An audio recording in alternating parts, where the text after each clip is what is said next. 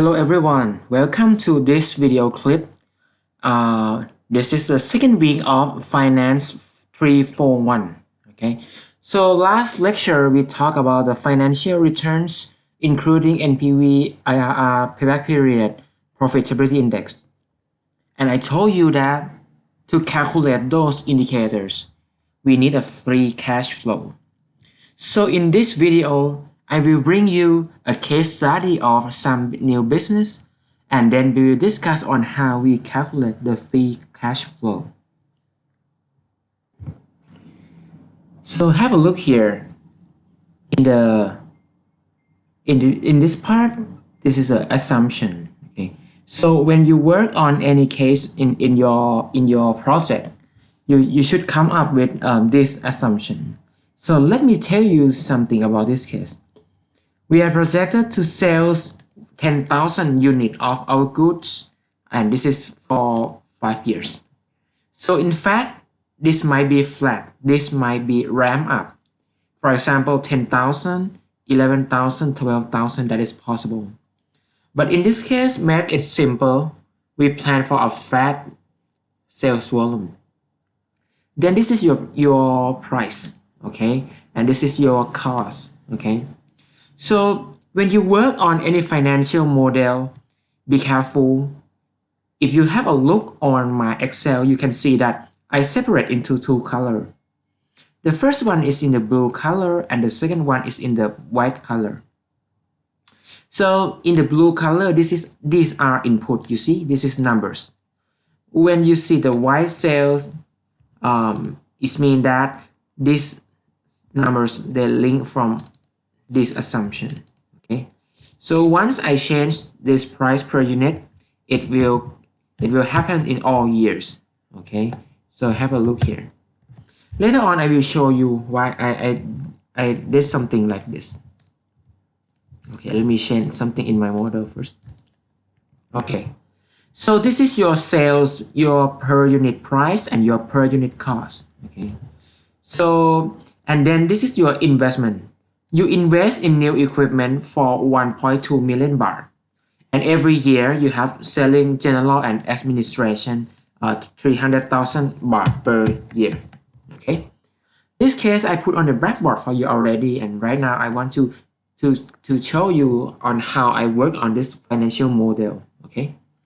In Thailand, we have the corporate income tax rate for 20%. And these are assumptions for your working capital. And here is your required rate of return, which we're gonna use for the discount rate. Okay. So in your term project 1, you come up with your business case. You come up with your own assumption, your sales, your sales volume, your promotion, your marketing, in brief. So in this video from now on, I will show you how we're gonna arrive at the free cash flow. So these rows are the most important part in this left side. So from now on, let's begin on our financial modeling part. Okay. In terms of the sales here, it is equal to this sales unit multiplied by this price per unit. Okay. You put in a formula like this, you will see that in the first year, your sales revenue will be 2.4 million baht. Then you copy and paste in terms of function. So the function is coming in all sales here. Then you want to change, you want to put for the cost of goods sold, it is equal to minus this sales volume multiplied by this per unit cost. So you can see that here is your cost. You copy by Control C and you paste in terms of function. Okay. So the next one is a gross profit. It is equal to sales plus cost of goods sold. So right now you know that once you conduct this business every year, this is your gross profit. Okay. The next row is about selling, general and administrative. It is equal to minus to this cell. Okay. But I will press F4 to lock these cells. So once I copy and paste, the formula will lock with cell C9. Okay, so here's how you prepare your financial model. The next row in row 5 is about depreciation. Okay, it is equal to minus this investment in new equipment. Okay, press F4 to lock with this cell and then divided by 5. Okay, why we divide by 5? Because this equipment they have 5 years life. Okay, you copy and paste in terms of function. Okay, let us assume that we use a straight line method. It means that depreciation every year they are equal together. So the next row is about EBIT. It is equal to the sum of these 3 cells. Okay, copy and paste in terms of function. Then the next row is about income statement. When we calculate income statement, we need some formula. Okay, let me show you how to do this. It is equal to if this cell EBIT is lower than 0, then the tax will be 0. Otherwise, it is equal to this percent multiplied by this EBIT. Okay, so you can see that this is your income tax. Okay, let me double check this one once again. That is correct. So you just copy and paste in terms of function. You can see that right now income tax for every year is 62,000. So you want to calculate unlevered net income. It is equal to the summation of these 2 rows together. Okay, so you arrive at unlevered net income. Okay, so right now you arrive at the income already, but what we need to calculate is free cash flow. Okay, so I put plus and less and plus. Okay, to help you that in terms of depreciation, you need to plus it back. Because actually depreciation is an accounting expense. So we need to plus it back because it does not affect to our cash flow. Then you need to minus the capital expenditures in the first year. Why? Because we invest in the first year, it means that this money is a cash outflow in the first year. Then the next row in row 11, it is about increase in net working capital. We need to calculate in this part of our template. Okay. In terms of receivable, it is 15%.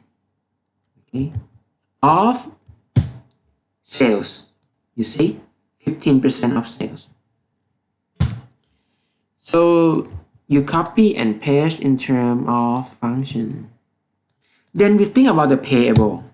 So the payable is 15%, but it is a 15% of cost of goods sold. Okay, so it is equal to this 15%. You press F4 and multiply by your cost of goods sold. So here is your payable. Copy and paste in terms of function. So net working capital, it is the summation of these 2 rows together.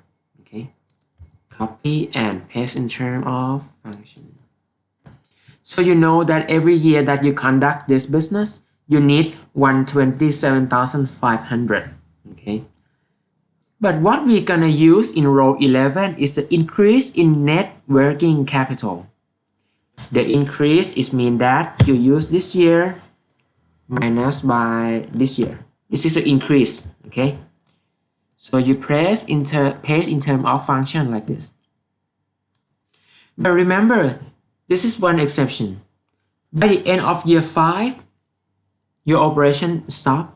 You don't have any terminal value in this case. It means that you release all working capital. You see, You must be very careful in year 5 because you will release all working capital from the project.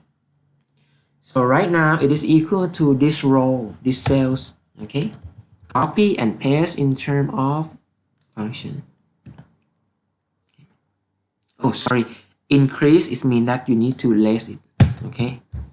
So here is minus again. So if you want to see the solution, I also provide solution in your backboard as well, okay? In this case, we don't have any terminal value, so free cash flow is here. Sum of these 1, 2, 3, 4, 5 rows together, okay? Just copy and paste in terms of function. So congratulations. Right now you arrive at your free cash flow already. And we will use this free cash flow to calculate financial returns together then. Okay. So this template, I try to make it simple. Okay. So maybe you can practice on your own. You can come up with your own case study or your business that you are interested in. Okay. And then feel free to discuss with me. And then I hope that you can maximize benefit from this template. Okay. So from now on, once we finish our calculation on free cash flow, it is time for our NPV calculation. It is equal to NPV, open parenthesis. You click on your rate, okay? And then comma, then select those future cash flow and plus cash flow at year 0, okay? Be careful at this point.